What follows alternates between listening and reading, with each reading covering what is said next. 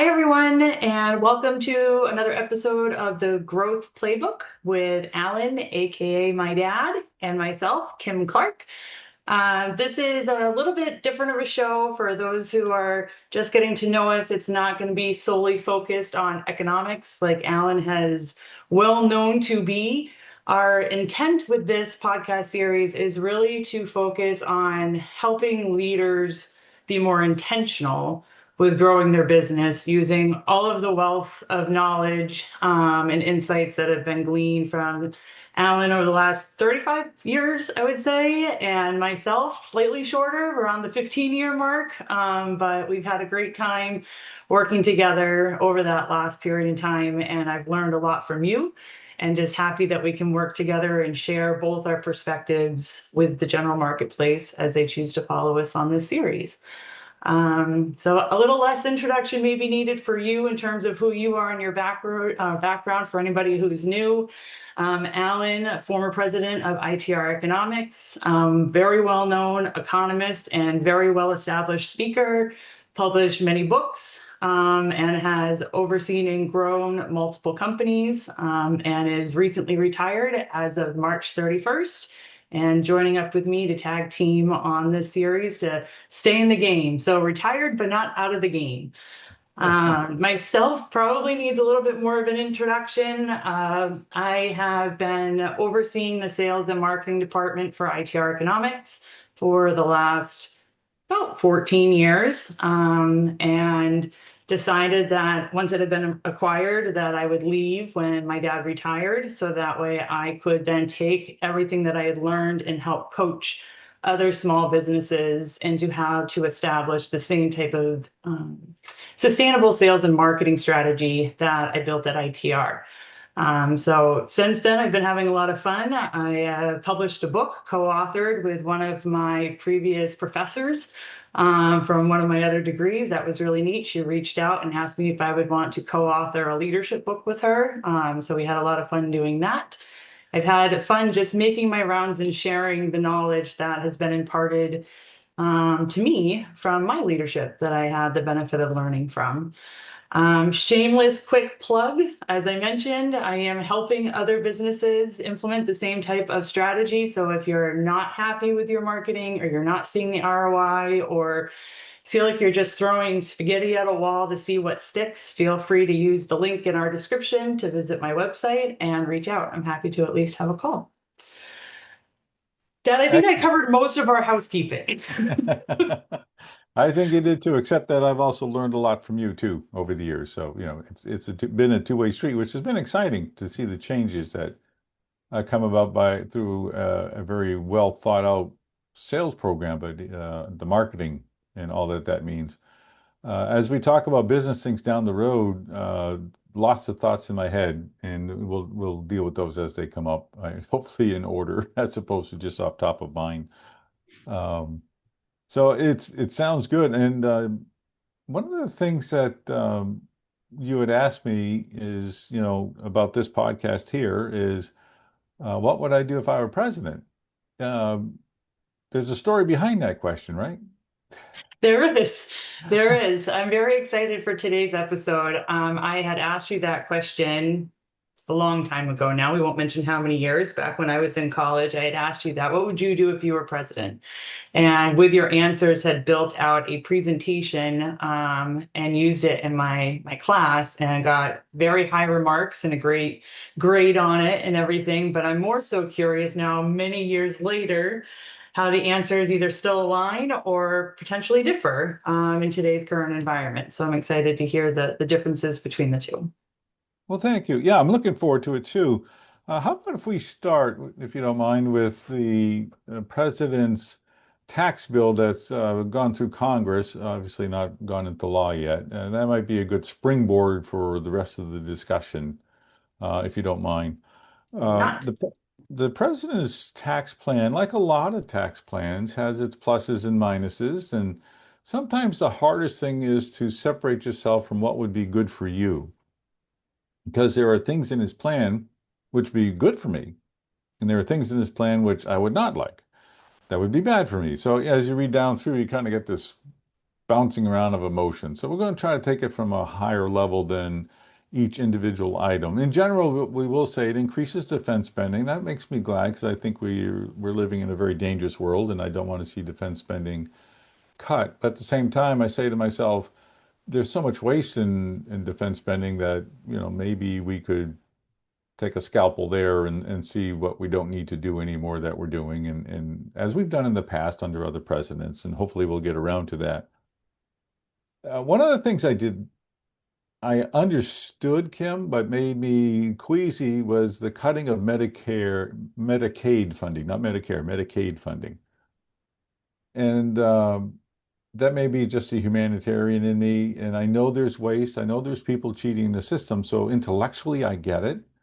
But at the same time, it makes me nervous because if we decide to take a sledgehammer while we're trying to sculpt something out, that usually takes a small hammer and chisel. I'm afraid of the collateral damage. And by that, I mean Medicaid provides healthcare coverage to 40% of all children and provides nursing home care to 60% of all nursing home residents. So if we're not careful, we're going to be hurting kids and children and adults, I mean, that we don't mean to hurt. And I think people hear cut Medicaid and they go, yeah, there's so much waste. But at the same time, I'm going, yeah, but, and if you make it harder for people to get into SNAP, which is a food program for families, and if you make it harder and make it so that to receive SNAP, you have to meet certain work requirements, and the idea is that'll force people to go back to work. That's not the case. It doesn't, it's not, nothing's that simple. You probably remember that your mother has worked in this field for years, and there are people whose mindset is in the entitlement world. They don't really think outside that mindset. How can I get more? Why isn't the government providing me more?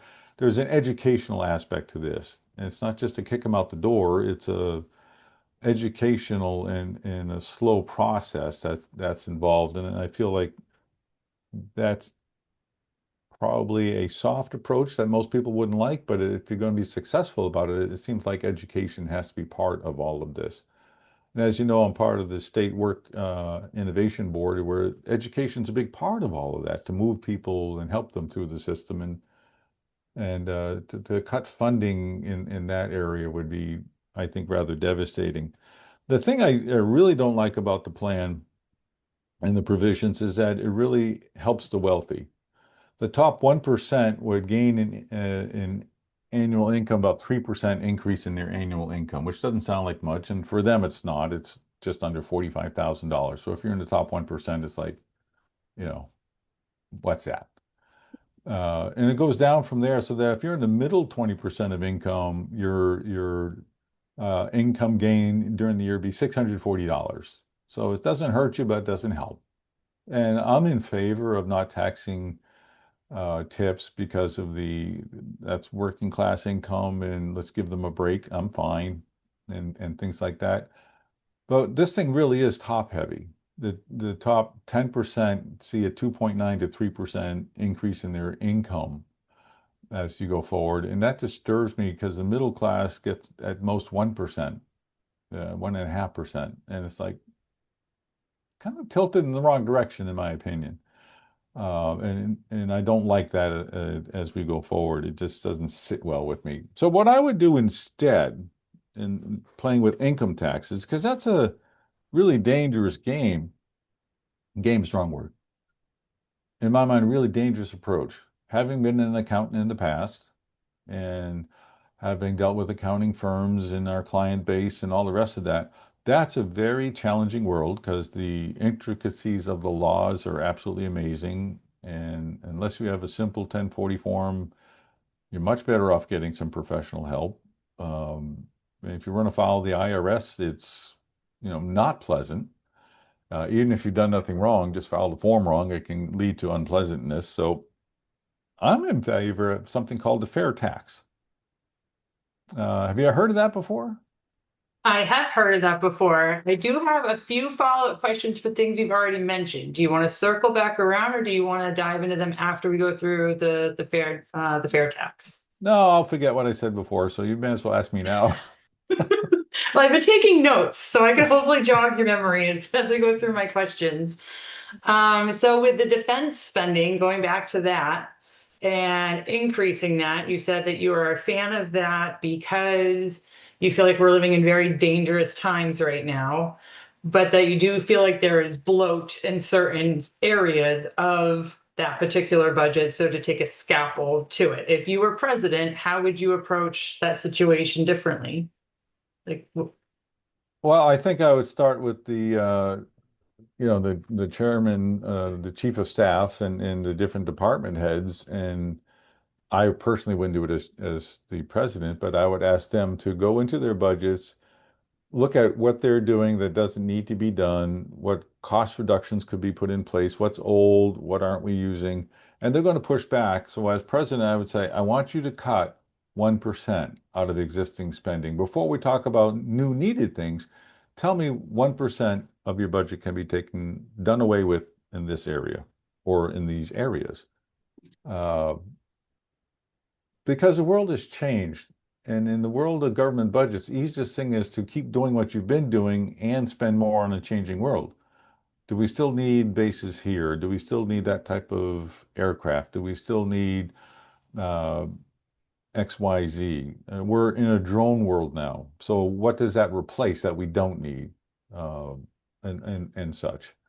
I think there are discussions along those lines that I would have with my Secretary of Defense and ask him or her to take it from there and report back to me. As you know, I'm not someone who needs to be in every meeting and have every discussion with everyone. That's that's what you have people working for you for.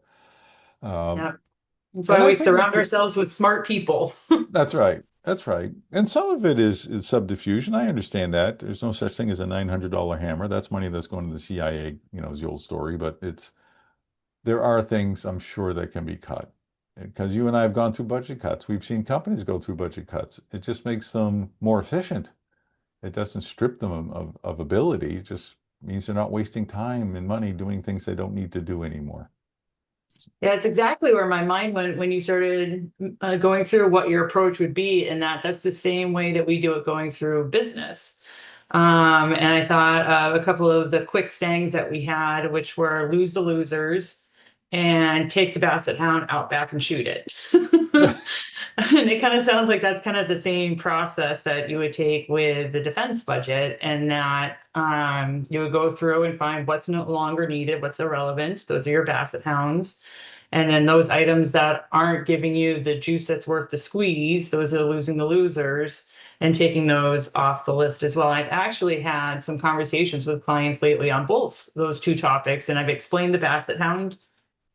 What would I call that? The analogy, the basset hound analogy. Yeah.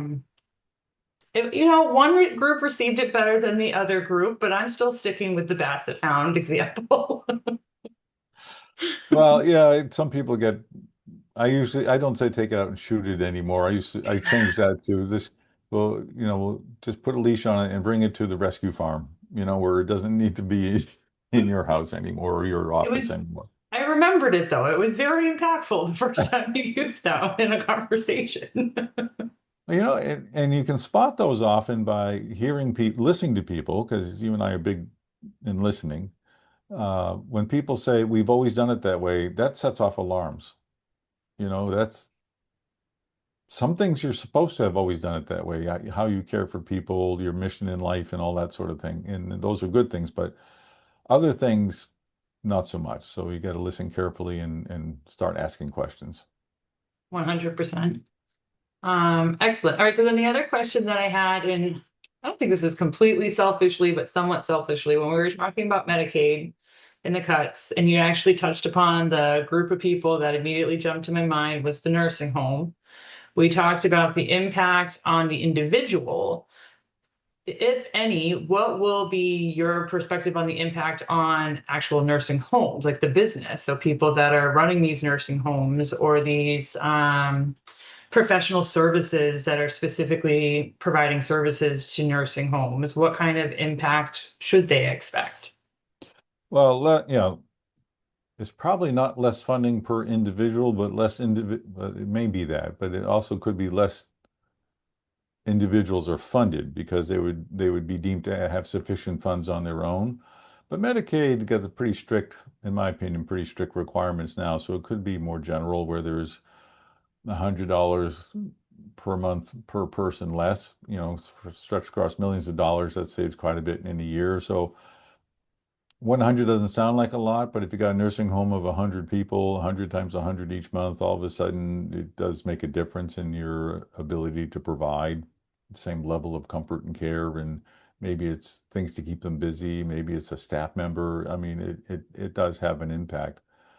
One other thing that Medicaid cut impacts, Kim, is that Medicaid is the largest funder of mental health at the federal level and substance abuse care at the federal level.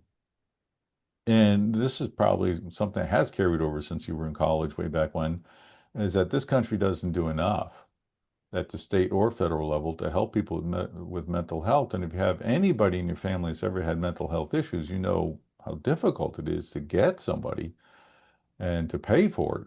It's just ridiculous. And at the same time, substance abuse, a lot of people in this world, and I used to be among them, go, well, they just have to stop being depressed or they have to stop taking drugs. It's as easy as that. And I've come to realize those people are morons. It's just, it's like telling somebody, you eat too much or you exercise too much or you should exercise more. Why aren't you exercising more? Just do it. I mean, life is much more complex than just stop it.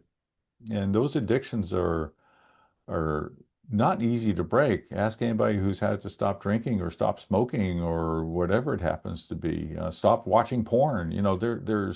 There should be ways for people to understand that it is a complicated, difficult road, and a 30-day clean house is a nice beginning. Hmm. But that's all that it is a nice beginning. And mental health, that lasts for years. There are people with significant issues. Um, and I know that it's not supposed to be the job of government. We don't live in a socialist state, but at the same time, I feel like we can provide help for our citizens who need help. We can't be that cold about it. And if we push it down to the states, which is what this uh, attempts to do, I know in our own state, the governor is having a hard time trying to meet all the different funding needs all of a sudden without raising taxes in the state, which makes it harder on individuals and businesses. I mean, it's like, so federal taxes are not going down. This is not a tax cut for a lot of people. It's just compounds a difficult situation, in my opinion, and increases the deficit, which is something that I want to make sure we talk about as part of this discussion too. There's a solution to the deficit problem, but we're nowhere close to it. And so we should be talking about that somewhere along the way.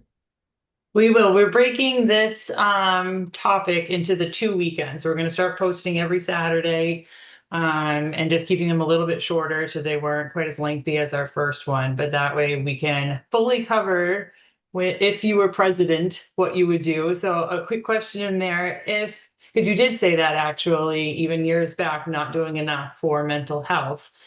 Um, my mind immediately jumps to that would then increase our spend. So where else would you cut to offset that increase? Well, I think that would get into the solution that I will be later on in this Okay. two episode. Excuse me. There are certainly ways to do that. And again, a friend of mine, Peter, I won't give his last name because I didn't ask permission. Excuse me a minute. Yeah, of course. He worked in the Department of Commerce after a very successful career. He wanted to give back to his country. So he worked in the Department of Commerce under uh, President Bush, the second President Bush, and then President Obama.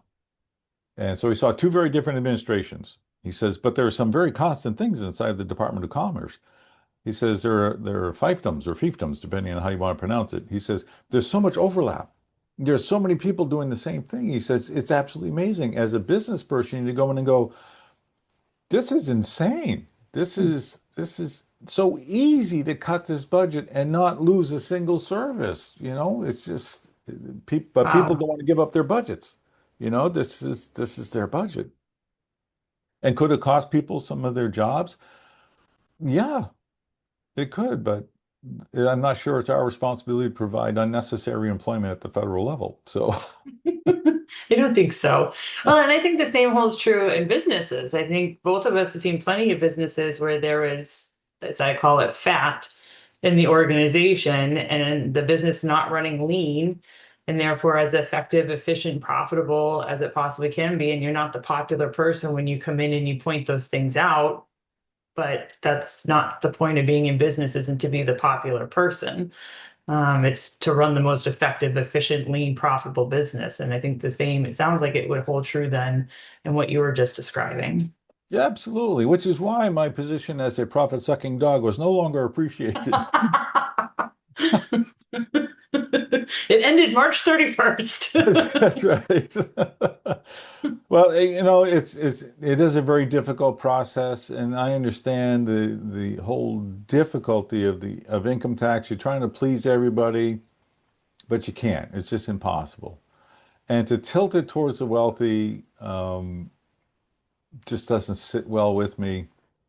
The thought process there is, by the way, as an economist now, that if we provide more income to the wealthy, they will put more money into the economy, which provides jobs and provides opportunities and such. So that is, in theory, very true. And I used to wax philosophical on that.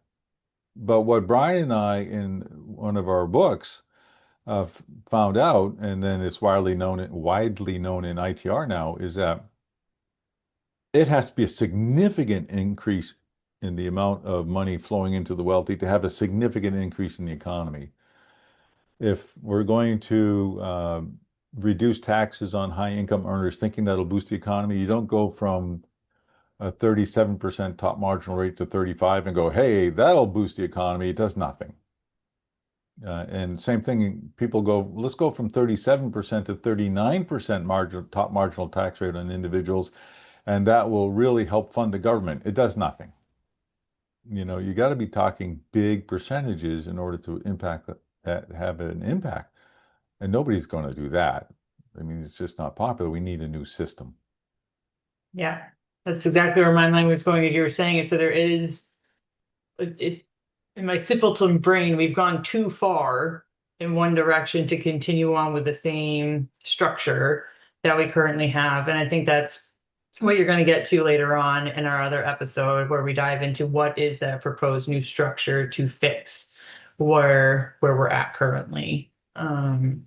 So looking at the time for us, because we're coming close to the end of this first episode, we still have the Fair Tax Act of 2023 Yep. and the plan to fix the deficit, and we're going to address the labor problem. So do we want to dive through the Fair Tax Act of 2023 in this episode, and then we'll shore it up, and then we can go ahead and save the other two for next weekend?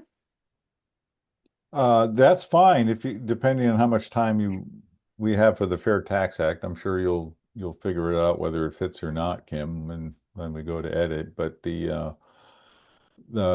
the Fair Tax Act on the surface will alienate people. Okay, you got to read the book. It's called the Fair Tax Act, and it's an easy to read book. It's not a big book, and I came across it years ago.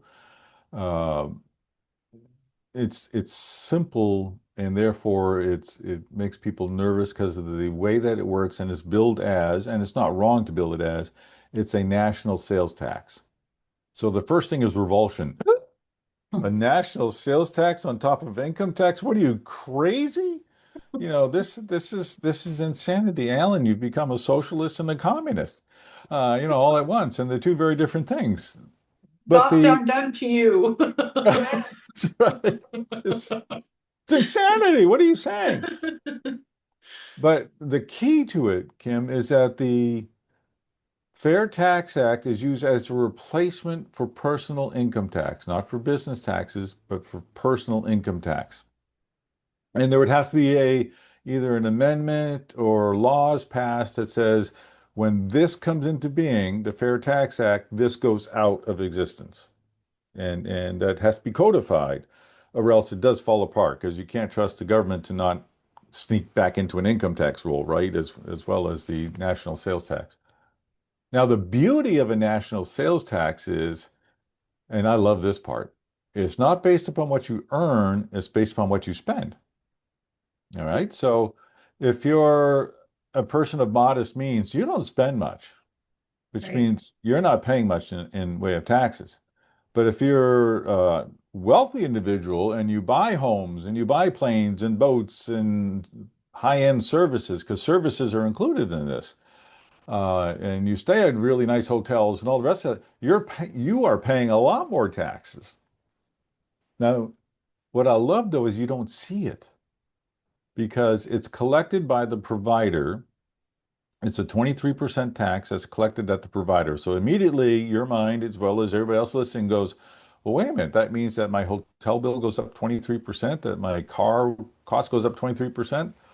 And this is the fun part of it is it's been calculated by these folks that the federal income taxes all along the way comprise 23% of the cost of the finished good. So what you do is instead of having the income taxes all along the way, you just put the 23% on the end. And so the price of the car, the hotel room, the meal, whatever doesn't change. It's just the method of tax collection has changed. So I'm not paying more. Businesses and employees, people who have worked along the way, pay less because this does away with payroll taxes. So that's why businesses would like it. All of a sudden, they're not doing payroll taxes. And all individuals are not doing payroll taxes as well as income taxes. So it's the average income in the middle class income goes up $8,000 in take home pay a year, which is significant. Yeah. It's a good hunk of change. Yep. And as an economist and as an accountant, this is also sounds like a regressive tax. But they make it a non-regressive tax by saying if you earn up to a certain dollar amount, we, the federal government, at the beginning of the year, will send you a check for, I think it's $7,400, because that's what the estimated amount is of the tax that a middle income person would pay. So you get a check from the government that, in essence, covers your taxes for the year that you'd pay in that national sales tax. So you're not penalized. Plus, you're going to make $8,000 more because you're not paying the payroll tax and other taxes. So all of a sudden, you're better off. The government has the same amount of income coming in, and wealthy people who spend more are paying more, and they don't get a rebate. So it all comes out of their pocket. They don't feel it necessarily, they don't see it, except that a wonderful thing has happened and that all those tax deductions that are legal and all the loopholes and all the sidestepping and all the over here, don't look here, all that kind of stuff is all gone. Mm. So all of a sudden now, people who have made millions of dollars, they can get their taxes reduced to a lot because they're really good and they're doing things legally, but maybe not equitably. All of a sudden, they are paying a lot more into the system without feeling the pain, and it's just, to me, a beautiful thing.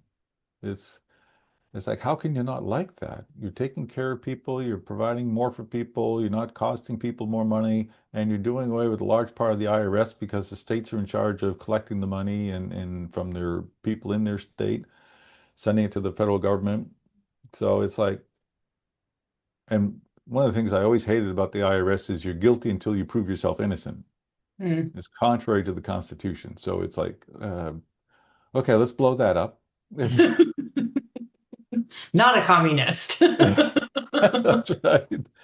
Now this is radical, so somebody would have to read the book, but if I were president, I would start an education campaign on the Fair Tax Act, which has been around for a while. In 2023, it was in the Ways and Means Committee and pretty much died there.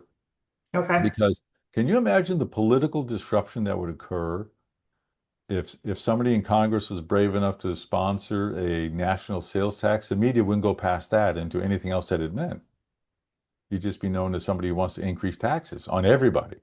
Mm. And it'd be a very difficult education process. So you can't ask Congress to do it, but me as president, and at my age, one-term president,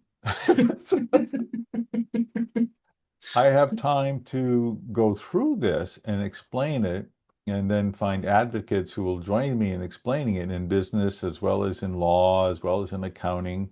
And accountants won't like it either because it puts a large amount of accountants out of the tax return business. Mm, And so, but you'd have to find people from different disciplines and different income levels who would promote it with you. And I just envision a sea change where all of a sudden we have the income we need without the fancy dancing that goes on while helping people at the same time. And I don't see a downside unless there's no law that says you have the income tax, federal income tax is not done away with. Payroll taxes are not done away with. yeah. That has to be step one. Does that sound reasonable? Did that come out okay? Did you? It came out fabulous. So I have a couple of questions that are going through my brain. First being, I mean, it sounds like a very out of the box solution to a known problem. And I'm a big fan of out of the box solutions. That's how we've bucked many trends in our work together and continue to grow companies. So I like it because it is that out of the box. So a couple of questions. Three, exactly. So more than a couple. Three questions. First being, curious our audience, your thoughts on Yeah. this out of the box solution. Feel free to comment. We'll take a look and see what comments and thoughts everybody is sharing with us. Second being, President Trump seems to be, from my very non-political simpleton brain, because I don't follow politics very closely. As you've heard me say over the years, I'm a capitalist, but I don't talk politics. And so, but from my, again, simpleton perspective, seems to be a bold person to do something when he feels like it is the right thing to do. And so just curious if this is so out of the box, but it seems like it could be a solution, why that hasn't made it to one of his bold I'm signing orders type list. If it's not something new, it's been on the radar, it just dies as it goes through. Boy, now you put me onto thin ice with warm ice skates. We don't have to answer if you don't want to. This is our show. It is he, like many, many people. I'm not going to single out Donald Trump. You've lived in a system that has worked to your advantage. It's hard to blow it up. Let's just leave it at that. Okay. And Okay. I think that's probably the safest way to do it. And by the way, if I were president, I'd have to have a new cabinet member, Secretary of Marketing, to get this thing understood, right? This is not so you may have a job, but Done. what's the Challenge third? accepted. What's your third question?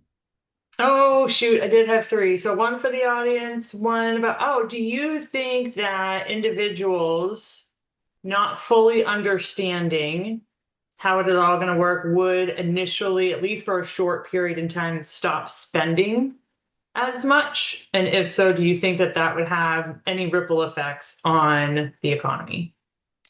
Uh, yes, as a matter of fact, I do think there would be some people who go, you know what? Because they don't understand that the price hasn't changed. They would just slow down. But as you continue to go to the store for what you normally go for, whether it's Target, Walmart, Kohl's, whatever it is, and you see that, prices really haven't changed, all of a sudden your fear is gone. You go to the cash register to buy the things that you deem are necessities, and you see that it's gone up no more than normal inflation. It's like, okay, I don't need to be afraid.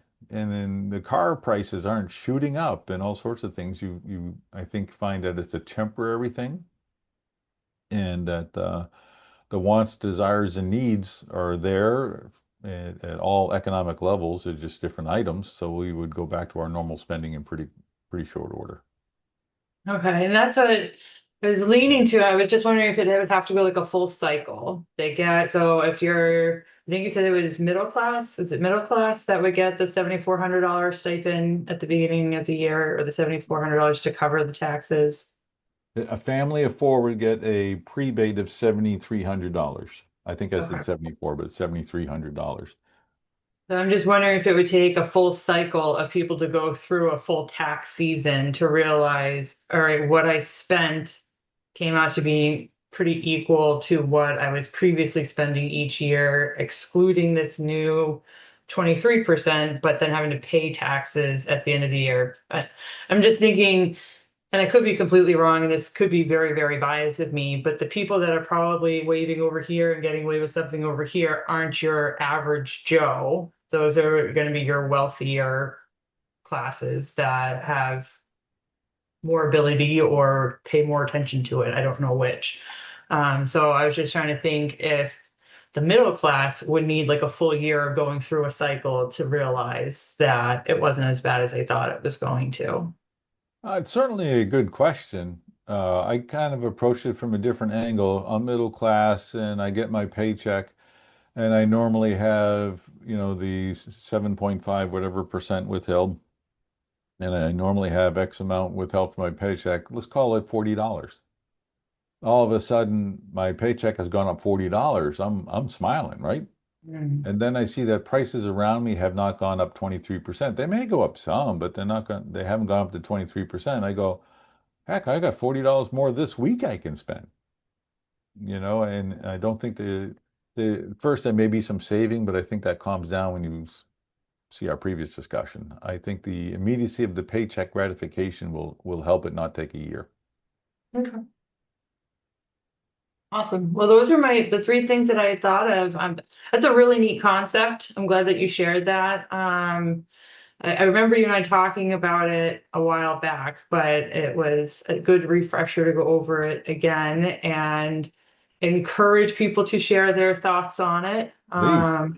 The concept certainly seems to hold water, and it'd be interesting to see if it could spread out further than just the two of us chit-chatting on a Wednesday together in our recording. So, That's right. um, And if they're interested in me actually becoming president, I'm available in 2028, just saying. Teresa, she did post on LinkedIn. I don't know if you saw it yet or not, but she posted and she said, can't wait to see the episode. Vote for Alan. Oh, no kidding. That's so nice of her. Yeah.